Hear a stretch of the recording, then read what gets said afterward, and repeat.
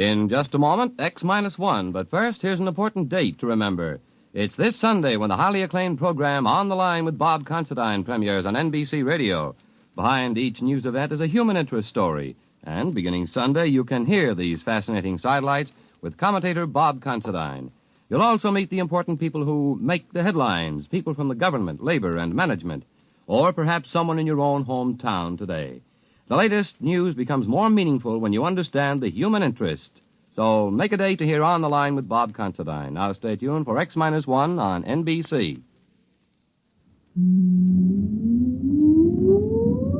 Countdown for blast-off. X-5, 4, 3, 2, X-1, fire.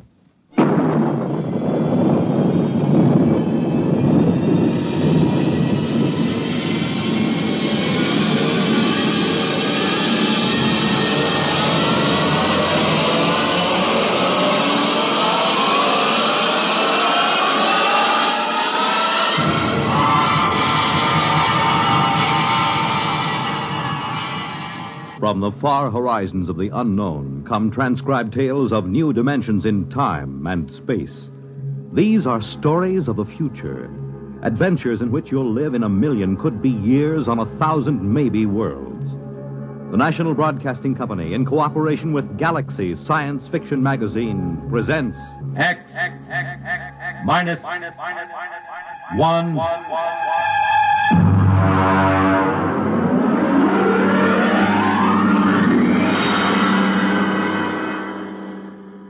Tonight, The Old Die Rich by H.L. Gold. The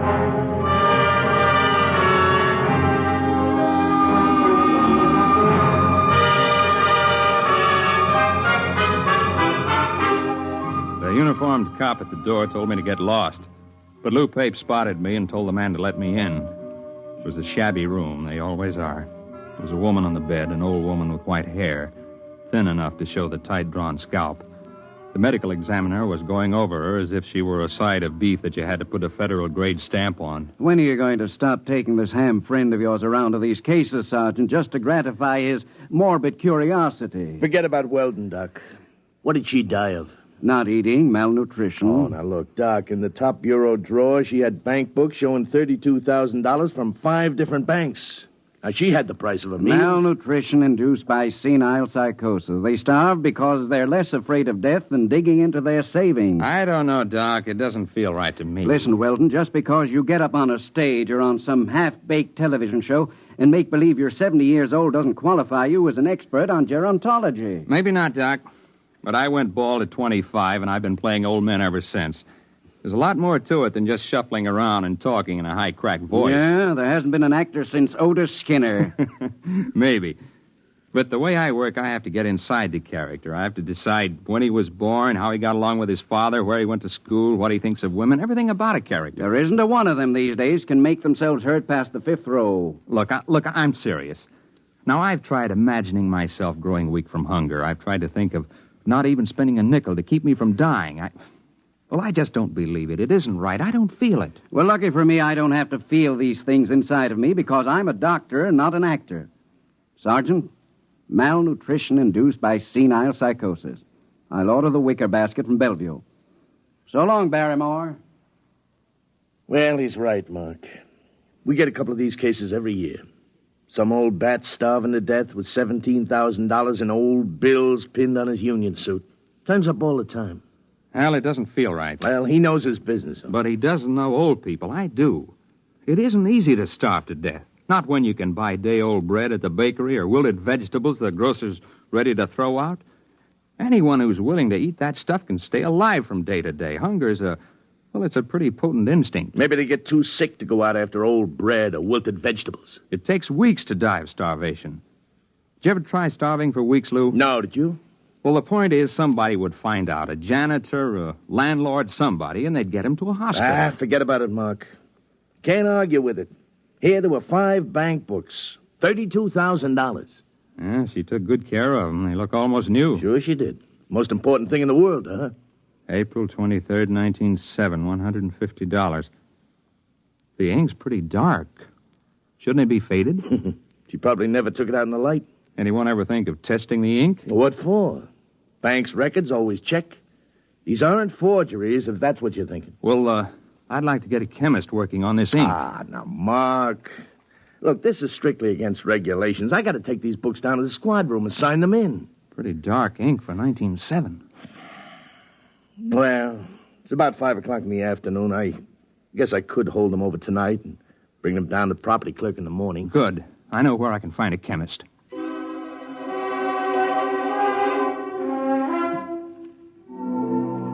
Mr. Weldon, there's no doubt of it. The ink sample is typical of inks used 50 years ago. 1907 would be about right. There, you see, Weldon? I was supposed to go to the Trotters tonight. But according to the amount of oxidation, it's fresh enough to be only a few months old. There, I was right. Well, couldn't that be the result of unusually careful handling, though? Oh, yes, I suppose it could. An airtight compartment, perhaps, sealed with one of the inert gases or a vacuum. That might account for the lack of normal aging. Lou, you can't keep inert gases in a top bureau drawer in a fourth-floor walk-up. Yeah. Well, it's probably some simple explanation. For fresh ink, half a century old.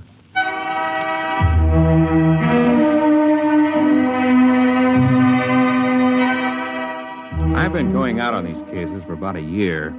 It's my specialty, playing old people, and when I'm not working television or something on Broadway, I go down to the homes for the aged or the parks or just watch. Lou Pape's an old friend of mine, and he put me on these malnutrition cases. But there was more to it than just picking up color and tricks of the trade. There had to be a better reason for it. You can't just starve to death with upwards of $30,000 right at your fingertips. Not without at least buying a bowl of soup. I had a run of television that kept me busy for about a month. Then Lou Pape called me up and asked me to come down to Bellevue. I'll autopsy if you want it, Sergeant, but I can give you the cause of death right now. Malnutrition due to senile psychosis. What's up, Lou? Well, Mark, an old guy was found wandering around down on Hester Street. Suffering from malnutrition, he had $17,000 in cash inside the lining of his jacket. Is he alive? No, not now he isn't. Doc's got him in the room there, but he was stumbling around when the cop on the beat picked him up. Did he say anything? Well, he talked to the cop. Pretty smart young kid. Seems the old man kept talking about money and about his wife. She must have been dead 20 years. And then, just before he went out completely, he did say something, maybe 3 or 4 times. Well, what was it? El Greco. You mean the artist? Well, that's what Stankiewicz said. He's the officer who picked him up. He said he remembered he'd heard the name on that television quiz program. You know, the jockey who's the art expert there. El Greco. Probably some Greek restaurant where he was bumming his meals. Are you sure you want an autopsy, Sergeant? It's late. I won't get to it till tomorrow. All right, take your time, Doc. There's something else, isn't there, Lou? Well, maybe, Mark. We found the old guy's room, and there was an ad thumbtacked over the sink. Nothing too unusual. Yeah? Here it is. Men and women wanted, light work suitable for old people. No references required. Well, I checked it with the lieutenant. He says to forget it. He says it figures for an old guy to be interested in an ad like that. An old guy with $17,000 in cash? Yeah. Well, I didn't figure I'd argue with the lieutenant. You mind if I keep it? No, go ahead.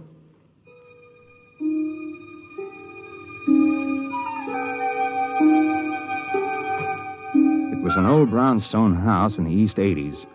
I got in line with the rest of the applicants. My face was lined with collodion wrinkles, and I wore an antique shiny suit and run-down shoes. It was a good makeup job. I looked more authentic than the rest of the old-timers who were waiting for the interview. I finally came up to where a woman was asking the questions. Name? Kernet. Louis Kernet. Kernet. Mm-hmm. Address? Well, I don't exactly have a place. I've been staying with a fella down on 12th Street, a friend of mine. I met him in the cafeteria. Previous occupation? Well, I worked at a lot of things. Used to be a printer way back. I could handset... Do you have any references? Well... Family? No, ma'am. I haven't got any family. I had a cousin in Salt Lake City, but I haven't seen him in 30 years or more. The ad said you didn't need no references. Well, that's right. Now, will you wait in the other room? Yes, ma'am. Do I get the job, ma'am? Just wait in the other room.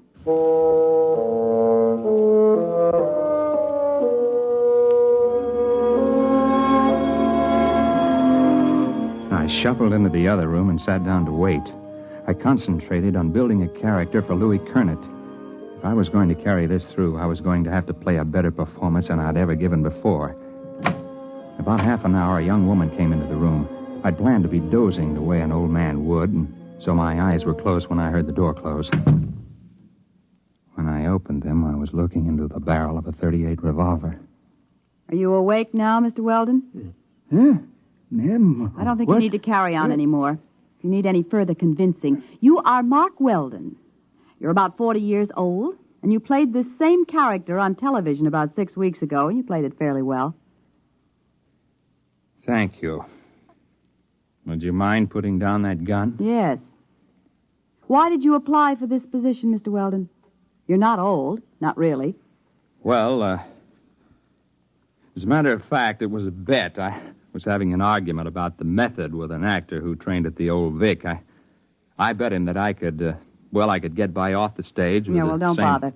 You've been very busy recently trying to find out why senile psychotics starve themselves to death. How did you know that? Well, I happen to know that you've been present at several police investigations into these cases, and you're a good friend of Sergeant Lou Pape. Well, you know a great deal more about me than I do about you. Well, I would be glad to enlighten you. My name is May Roberts. I'm the daughter of the late Dr. Anthony Roberts, the physicist, who was dismissed from the Brookhaven Atomic Energy Laboratory 5 years ago. I assume you're connected with these starvation cases, or you wouldn't have known I was investigating them. Well, that's obvious, isn't it? I'm not afraid of professional detectives, Mr. Weldon. They deal only with facts. But I don't like amateurs. They guess too much. They don't stick to reality. Consequently, they're likely to get too close to the truth. Unfortunately, Miss Roberts, I'm nowhere near the truth. I haven't the slightest idea how you're tied in with those starvation Well, deaths. I intend to show you, Mr. Weldon. I'm happy to announce that you have the job. Now, look... Don't move, Mr. Weldon. Oh, incidentally, about 15 minutes ago, I called Sergeant Pape and told him I was your sister just in from Pittsburgh. I wanted to get in touch with you very badly, and Sergeant Pape was very sorry. He wished he could help me, but he didn't have the slightest idea where you were. All right, Mr. Weldon. Right ahead of you, please. Through that door.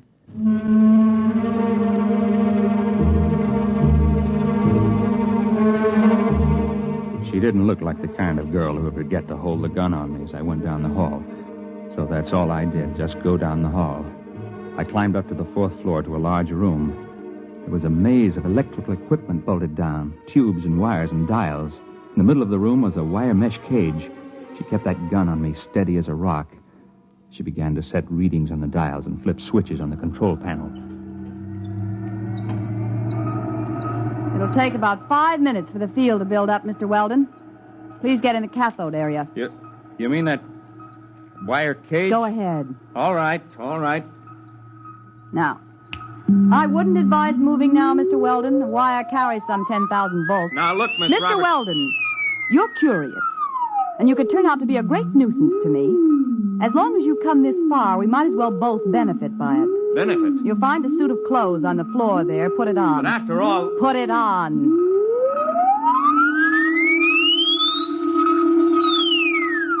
I didn't know whether she was bluffing about the electric charge, but the revolver looked real enough, so I stripped and changed into the other clothes. The shoes were a little too tight and pointed. The collar of the shirt was too stiffly starched and too high under my chin. The suit was too narrow at the shoulders and at the ankles. I remember my father had a suit like that. The same shiny blue serge. All right. In your pocket, you'll find a set of envelopes. And you'll find a set of instructions on each. Follow them carefully. I don't get it. You will. Use the envelopes in the order they are arranged. What's this all about? Mr. Weldon, I meant it when I said this could be a benefit to both of us. There's no use explaining anything. You'll find out. And don't try to escape. It can't be done. All right. Now the field generators are ready. Look, Miss Roberts, this is absolutely... Just follow instructions, Mr. Weldon.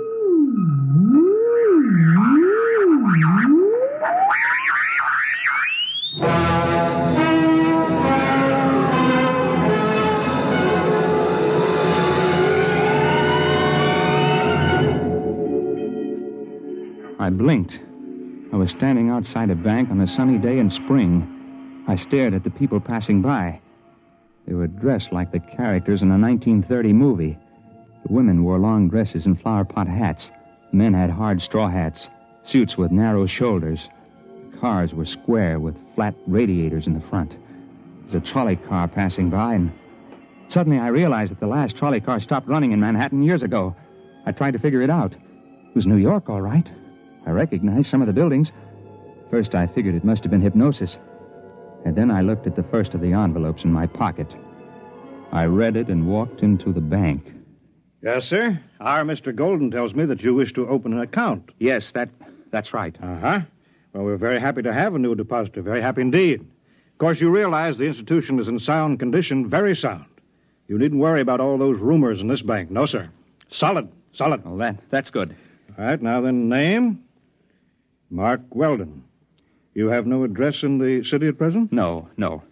And you're depositing $150? That's right. All righty.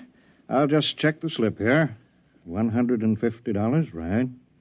And the date, May 15th, of course, 1931. 31?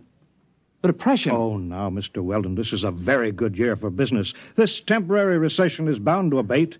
Sound banking policies will see us through. It's just around the corner, you know. What is? Prosperity. All right, Mr. Weldon, we're very happy to have your account.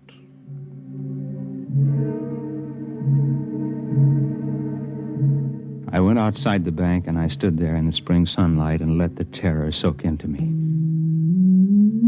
The possibility of the entire situation was gnawing at the edges of my mind. And then suddenly I wasn't there. It was as fast as blinking. I was outside another bank in the same city. The date on the next envelope was May 29th, and it was still 1931. I made a $75 deposit there, and then $100 at another place a few days later, spending a few minutes each time and going ahead anywhere from a couple of days to almost a month. In 1934, I found myself inside a broker's office. Very well, Mr. Weldon. As I understand it, you are buying this stock for a Dr. Anthony Roberts. That's right. I assume the stock will be in his name? That's right. I'm just acting as agent. I follow instructions. Of course. Well, are you sure I can't convince you that you're making a big mistake? No, these are my instructions. Well, now, Mr. Weldon, we are a reputable brokerage house, and, well, frankly, I feel quite shaky about putting our clients' money into this kind of security. There's no future in it. It's a rare metal for which there is very little use for industrial purposes, and, however, if your client is adamant... I have my instructions. Very well, then. In the name of Dr. Anthony Roberts, 100 shares of Montana uranium. Most unwise.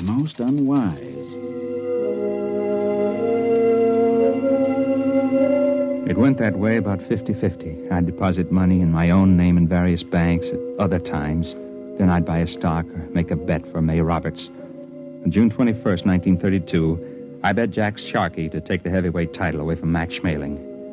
There was Singing Wood in 1933 at Belmont Park and Max Baer over Primo Carnera. I went on skipping through the years, touching here and there for a few minutes to an hour at a time.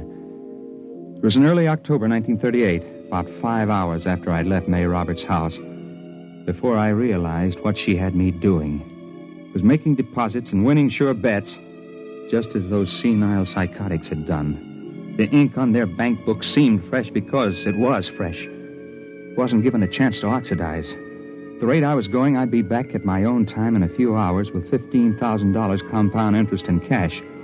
But those old people had died of starvation somehow with all that cash in banks. I didn't know how it happened or why. But suddenly it occurred to me that I didn't want to be found dead in my hotel room. So rather than make the deposit in 1938, I grabbed a cab and told the driver to step on it. We got a mile away from the bank, and then the cab suddenly disappeared. Found myself in front of a counter at a lunchroom. The envelope instructed me to make a bet on the World Series. There wasn't any way to get out of the range of the machine. It picked me up at least 5 miles away from where I was supposed to be. Came back a week later to get my winnings. I was hungry, so I got myself a hamburger and went out the door. When I hit the sidewalk, it happened again.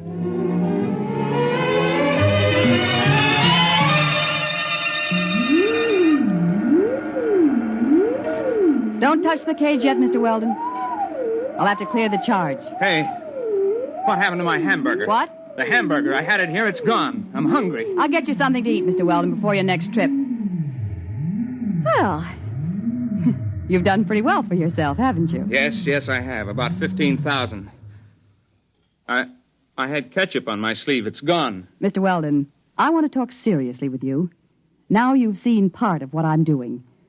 Part? My father was discharged from all his research and university connections because he insisted in publishing his findings on the temporal field research. All the conventional physicists explained that it was overwork and recommended everything from hot bouillon before retiring to psychoanalysis. Well, possibly both of these might have been beneficial. But the fact of the matter is that temporal field activities are quite true, and you've seen proof. Well, I suppose I have. So it seemed just a question of money, although obviously I can get all I need now. But sending people back through time to bet on sure things like uranium... It's a fair exchange. I pay well for service, don't I? I suppose so. But that isn't the most important thing. I've been able to save things that would have been lost otherwise. I've sent people back to find precious treasures that would have been destroyed or would have disappeared. Like an El Greco painting? Yes. And the original score of Mozart's Magic Flute that would have been burned in 1942, and a Picasso miniature that would have been lost at sea in 52. I have them all here. Stolen? No. Bought with money from the year itself at a fair price. Well, Mr. Weldon, I sent you back because I've needed someone to work with me on a regular basis. Someone who's faster and more alert than the old people I've hired till now. Why old people? It's a function of the field. You can't send somebody back to a year in which they didn't exist at all. I'm hungry. Please, Mr. Weldon, this is very important. My father died trying to prove the validity of his field theory to conventional scientists, and I don't intend to bother. We can become the most powerful people in the world. I don't feel very powerful now. You haven't got a sandwich hanging around. I want to make you an offer, Mr. Weldon. I need someone to help me expand the operation, plan the projects and research. I chose you because I was afraid that you might hit on the truth by yourself. Can I come out of this cage Be careful. now? Don't touch the contacts. The field reacts on a random factor for at least an hour after it's cut off. I'll be careful. Tell me, Miss Roberts, why haven't you been able to go back to the time that your father was alive and bring him back before he died? Dead tissue can't be transported.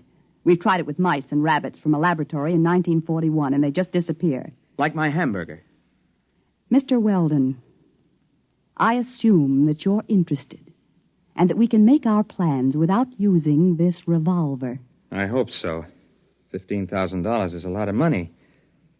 Of course, you were able to send those old people back a lot further. Some of them as far back as 1880. How long would they be gone? I mean, in subjective time. Several weeks. Perhaps a month or more. There's only one problem, Miss Roberts. Well, I'm sure we can work out any details. Well, this one is a little hard to work out. You see, I'm hungry. I haven't been this hungry since I got lost on a hunting trip and went without food for 3 days.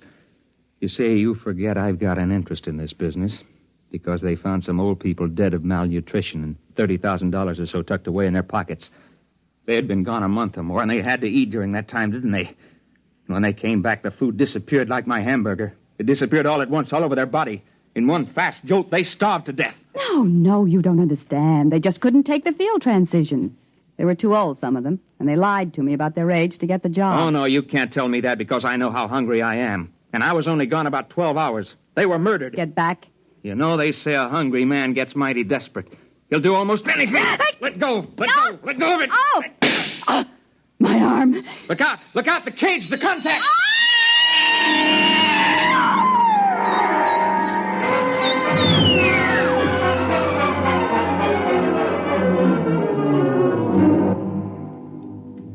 She fell into that cage and disappeared before she hit the ground. I didn't know what happened. I know she said the field worked in a random factor, whatever that meant. I called Lou Payton. He came to the house just after the fire started. Something went in the control panel, and it turned out to be a 4-alarm fire before they got it under control. There was nothing left of the machine. There wasn't much left of the brownstone house. Lou didn't believe the story I told him. You mean there won't be any more of them? No more senile psychotics starving to death with a bankroll in their hip pocket? No, I told you, Lou. Come on now, Mark. We get plenty more. We always have. No, I'll bet you won't. I'll bet you $1 there won't be another case like that. I'll take that bet.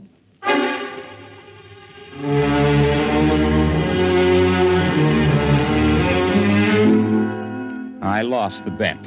There was one more case, and perhaps it was the strangest one. A woman was found wandering in Bryant Park just before she died of acute starvation. One strange thing was she was young, not more than 30.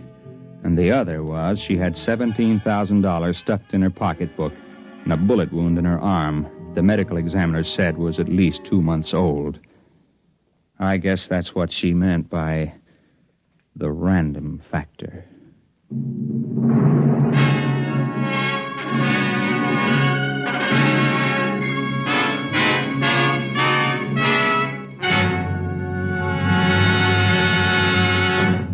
You have just heard X-1, presented by the National Broadcasting Company in cooperation with Galaxy Science Fiction Magazine, which this month features This Way to the Regress by Damon Knight, the story of a man named Sullivan who, strangely enough, did not have a great future behind him, but rather a great past ahead.